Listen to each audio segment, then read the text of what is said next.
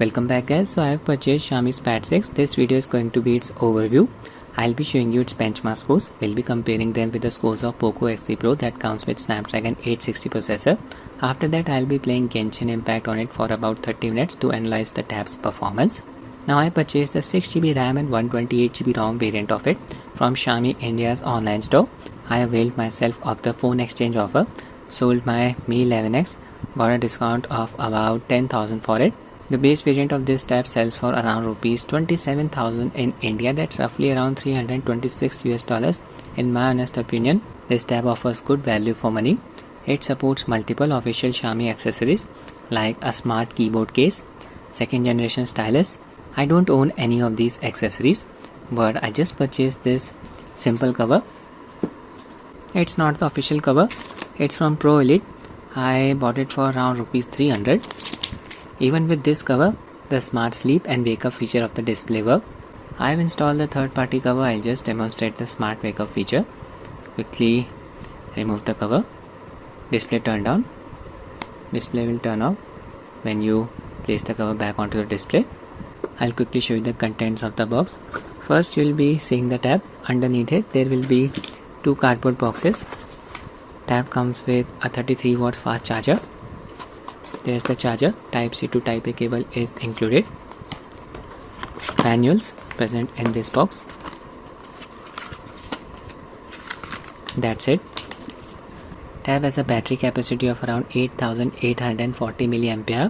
Using the 33 watts fast charger, should be able to charge the tab from 0 to 100% in about 100 minutes. Now I'll be talking about the I/O ports and build quality. This tab looks and feels premium. Fits very nicely in the hands due to its aluminium frame. Front display is protected by Corning Gorilla Glass 3. Backside is all made up of aluminium material.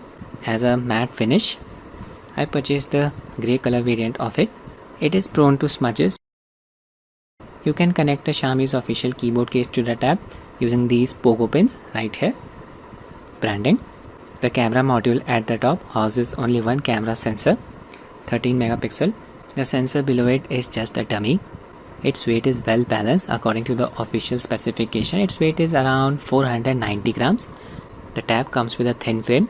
Its thickness value is around 6.5 mm. Comparing it with the thick frame of Redmi 12 5G, its thickness value is around 8.2 mm.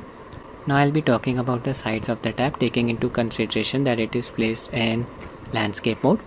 So on the top we have the volume rocker. Two mics are present. I'm not sure what this is. This tab does not support any cellular connectivity and even SD card, so it's not the hybrid dual SIM slot. At the bottom it's completely plain. This is the left side. There's the power button. Two equally loud speakers that support Dolby Atmos. You can see the bump for the camera module. When the tab is placed on a flat surface, it will wobble slightly. And this is the right side. Two more speakers, equally loud. Type C port. It supports USB 3.2. This means using a Type C to HDMI cable, you can connect your tab to your TV or monitor to output its display. Basically the MHL feature. We have another mic here. The fourth mic is actually present on the back side in the camera module. It has slim bezels that are even across all sides. On the top bezel, it houses the front camera, which is basically an 8 megapixel ultra wide sensor. It supports a feature called frame focusing that enables subject tracking using smart cropping, basically cropping on the go. Subject will always be in the center during the video calls. Let me just demonstrate this. Using the tab's front camera and its focus frame feature is working as intended, you can see the wide field of view. This makes the tab a really good option for video calling, as it also has 4 mics. Front camera supports up to full HD 30 fps video recording. Now both cameras do a decent job of capturing detailed images under daylight conditions, but under artificial lighting condition there will be some noise, but picture quality is not that bad.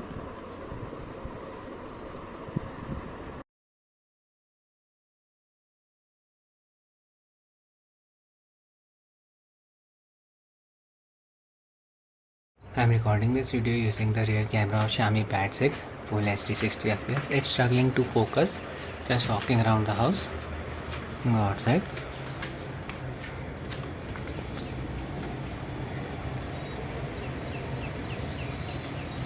Much better now. I'll just shake it.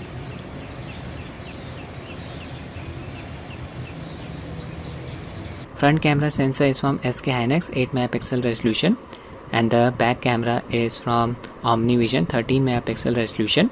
It even supports 60 fps video recording but limited to full HD resolution. With 4K resolution, FPS is limited to 30 fps. Now the display extends 11 inches diagonally. IPS LCD supports up to 144Hz refresh rate, 1 billion colors, certified for HDR10 and Dolby Vision. Supports Wide L1 DRM. It basically means Netflix videos will be streaming at full HD resolution, even support HDR. Display can output up to 500 nits, has a resolution of about 1800 by 2880 pixels. Weird aspect ratio 14.4:9, 309 ppi. I'll just show you a few display settings. You can switch between light and dark mode. It does not support always on display. Color scheme can be changed from here. I am using the original Color Pro setting. Basically reproduce realistic colors through color calibration. I found the color output to be very accurate using this preset. You can always switch to vivid, saturated, advanced setting, different color gamuts, adaptive colors. Its display is aided by a color temperature sensor. It helps in adjusting the colors of the display based on ambient lighting. Refresh rate of the display can be adjusted from here. Using the default value recommended, adjust the refresh rate dynamically based on scenarios to balance performance with power consumption. When you are not using the display, its refresh rate will drop down to 50 Hz to conserve battery. Custom setting. From here you can select the different values, 60, 90 and 144 Hz. I'll stick with the default value. Then we have the AI image engine settings. Includes two settings. First we have AI HDR enhancement. It basically converts HDR content to HDR content using software. Then we have the MEMC feature. It is also disabled by default. Add additional frames to video to make content appear smooth and transitions lively. I don't use this feature. It can lead to a soap opera like effect. Entirely up to you. This tab does not support any fingerprint reader.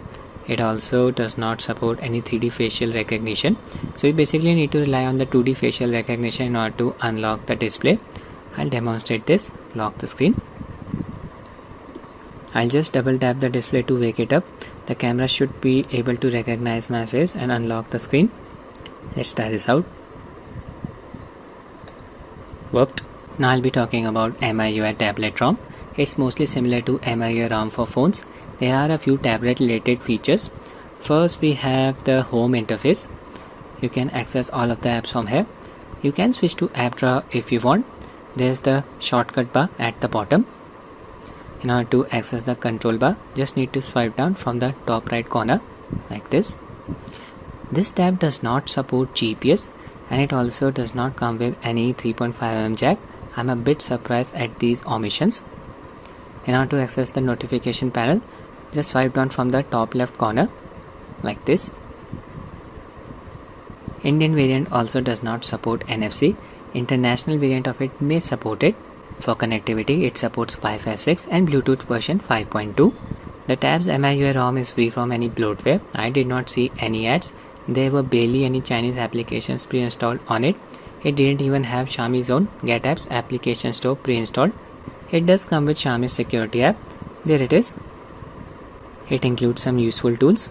Game Turbo is a part of it. Second space basically create a separate partition on the device's internal storage, dual apps, creating two versions of the supported app, app lock, hide apps.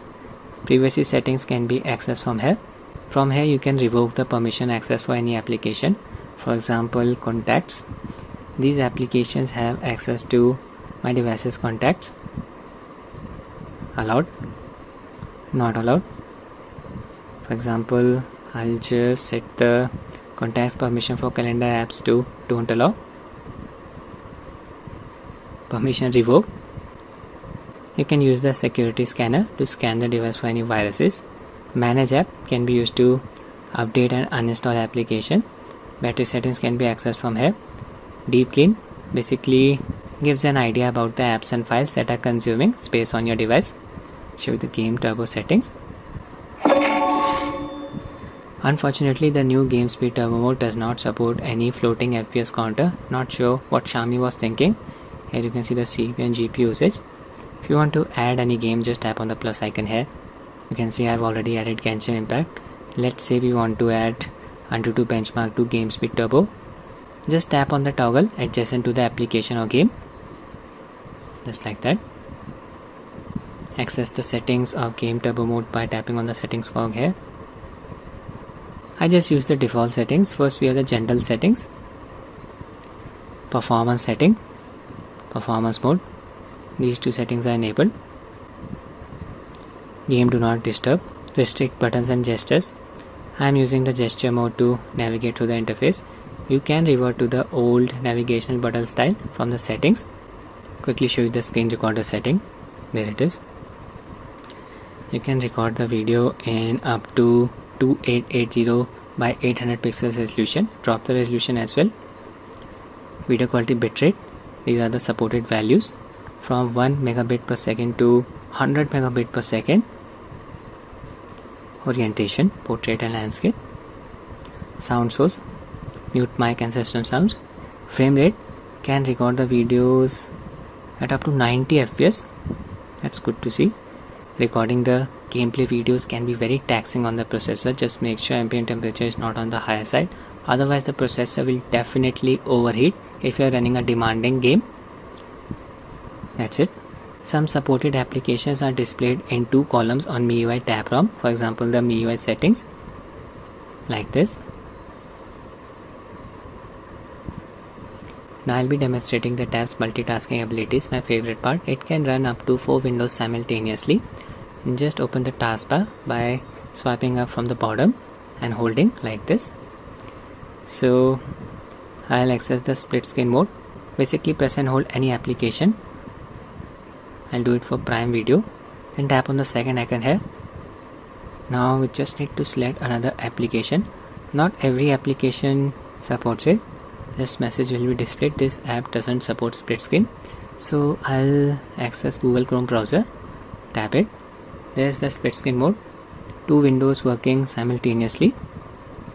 Google is zoomed in. This Amazon Prime Videos. Now I'll access the floating windows. Swipe up from the bottom, hold. Tap on floating windows. You can select any application from here. I'll select Flipkart. There's the floating window for Flipkart. Do the same thing again. Tap on floating windows. Now I'll select Proton VPN. Anything. There's Proton VPN. There's Flipkart. Reload the Google website. And all 4 windows are working simultaneously. Nothing is slowing down. Software information, the tab is running on Android 13 base MIUI Pad global version 14.0.3. No word about any future major Android update. It will receive security updates for the next 2 to 3 years. Android security update is for the month of July 2023. Show you the detailed information and specs. By default, RAM extension feature is enabled. 2 GB of virtual RAM is added. It is basically using the internal storage to create this virtual RAM. Android version, kernel version.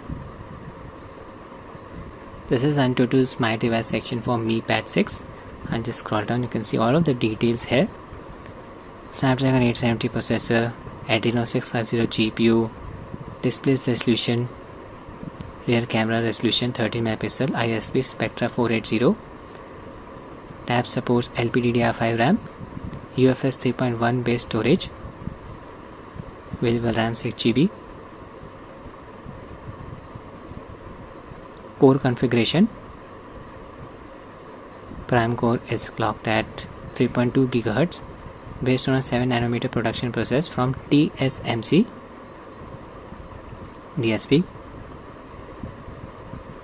GPU driver version, it's outdated, version 0502.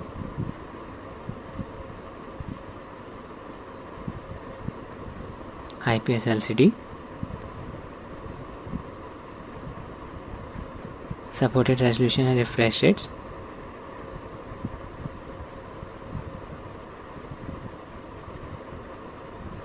Camera information, battery capacity,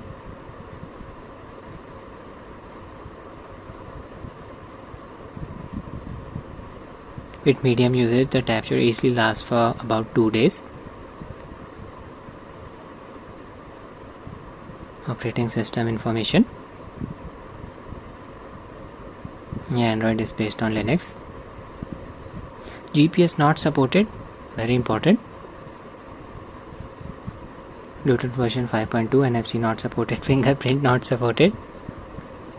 Network information, I'll be using it to stream cloud games, 5 GHz band Wi-Fi channel. Sensors, gyroscope is supported.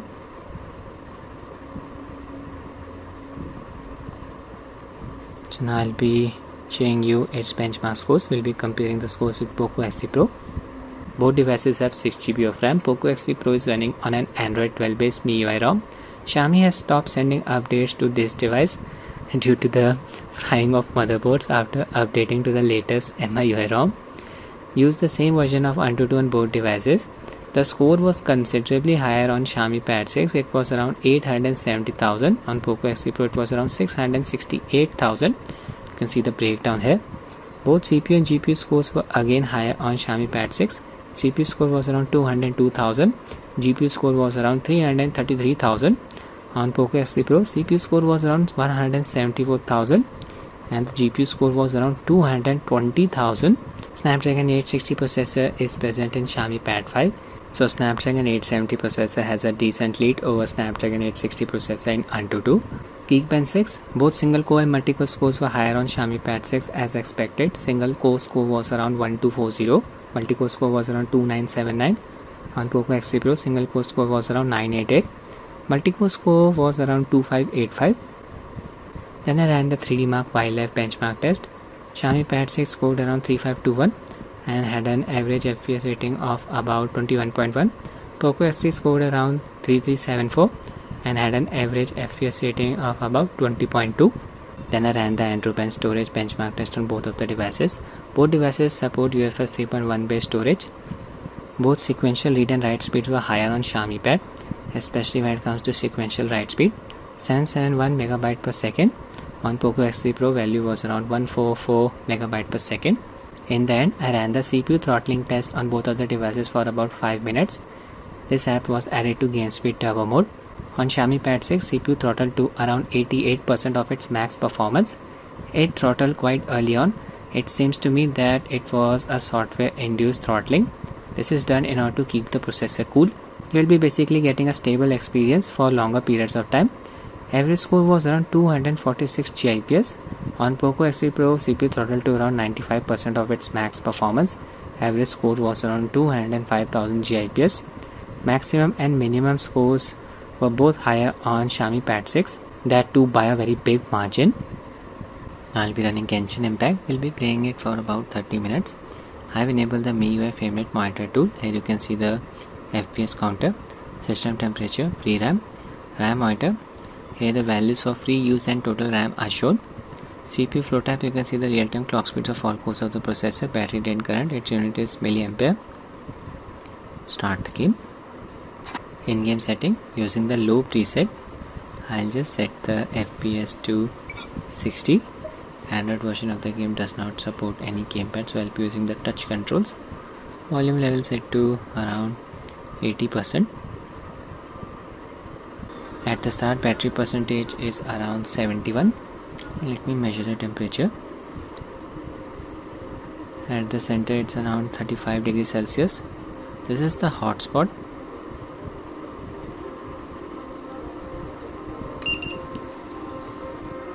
Check out the performance and Monstat. Texture pop-in issue. Few hiccups. I have installed the game a few hours ago, so there can be a few hitches here and there.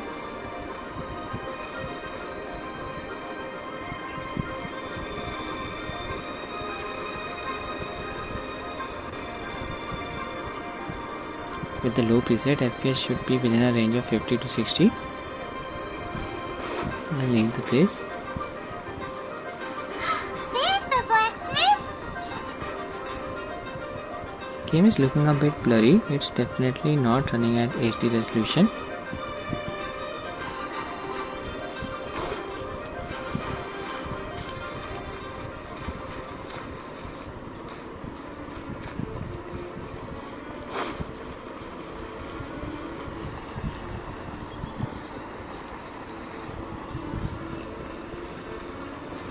Gloomy weather. Okay, now we're in the open area. Texture pop-in issue, few hitches. FPS is still above 50.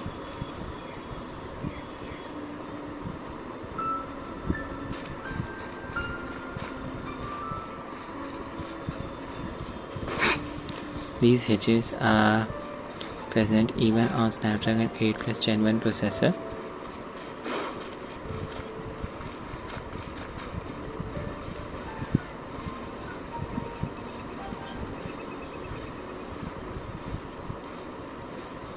What's going on with that tree? Texture pop-in.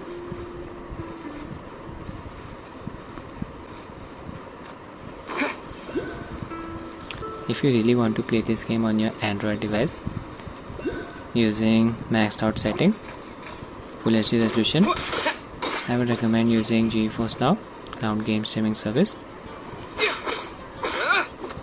For Asian users, you can try out the Japan-based server. Monthly premium plan costs around $4 US.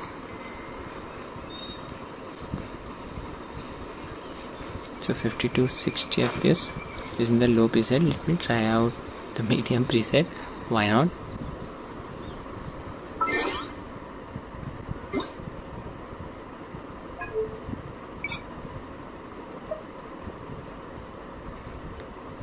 Restart the game. Back to the game. It's looking much sharper now with the medium preset.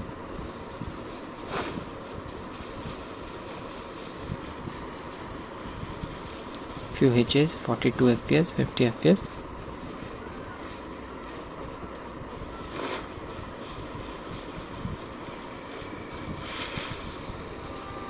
It would be better if you cap the FPS to 45.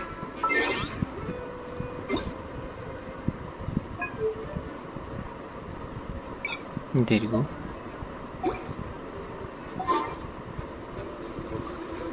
Getting 45 FPS now.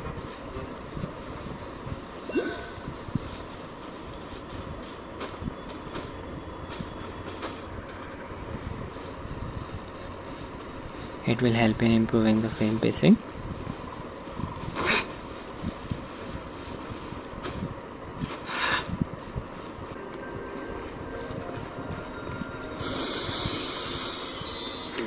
Door of resurrection activated. The end of the temple should be up there. Wait, how do you know?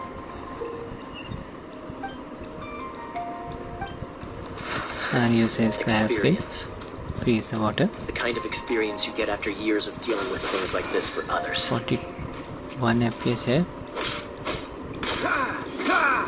Cool it! Close my hand.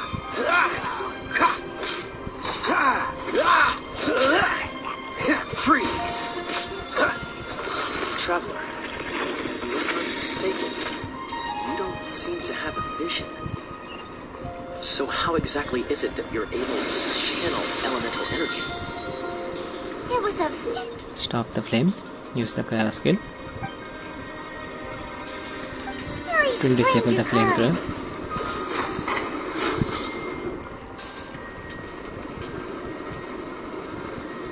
Dodge this! Ah, Green finally, guy. we're here. Use my glider. Seems the path ends here. Let's use the wind currents to fly up.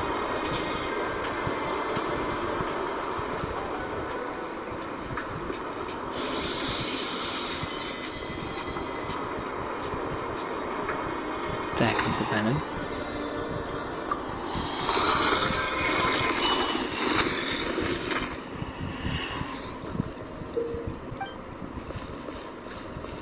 I'll break the blue stone.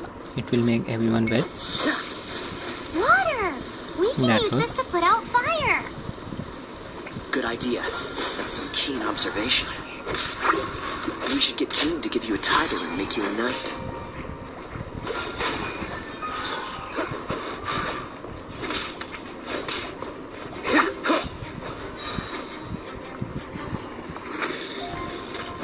So with the low preset, FPS was within a range of 47 to 60. With the medium preset, FPS was within a range of 40 to 45. 45 FPS cap will give you a more stable experience as compared to the 60 FPS cap. As you can see here, sound quality of this tab is so good. Speakers support Dolby Atmos. So I've been playing the game for about 30 minutes. Battery percentage drop from 73 to 64. 9% drop in battery, not bad. Dodge this. Measure the temperatures. Maximum temperature on the screen side is around 36.6 degrees Celsius. Nothing extreme. This is amazing. Increasing the settings will only stress out the battery. Okay, I found the hotspot. 38 degree Celsius temperature. Let me find it again. There it is. It's around the front camera.